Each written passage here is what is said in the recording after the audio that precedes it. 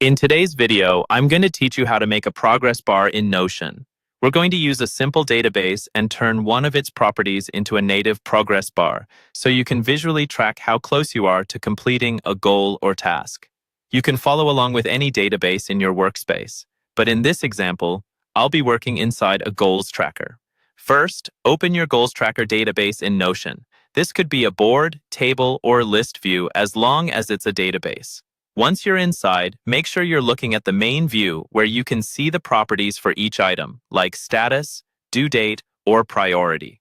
Now we want to add a new property that will become our progress bar. At the top of the database, find the option to add a new property. Click to add a property, and from the property type options, choose number. This is important because the progress bar in Notion is based on a number or a percent value. Give this property a clear name that indicates it's tracking progress. You might call it progress, completion, or something that matches your workflow. Naming it well now will make your database easier to understand later. Next, we need to change how this number is displayed.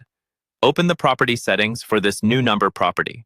In the settings, find the number format option. Click that and switch the format to %. This tells Notion that the values in this property represent a percentage from 0 to 100, which is exactly what we want for a progress bar. With the % format selected, look for the display options in the same property settings. Notion lets you choose how this percentage is shown, as plain text, as a bar, or as a ring. Here, select either the bar or ring option depending on your preference. The bar will give you a horizontal progress bar, while the ring gives you a circular indicator.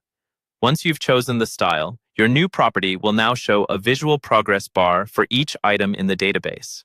All that's left is to start entering values. Type in percentages like 25, 50, or 100 in that property for each goal or task.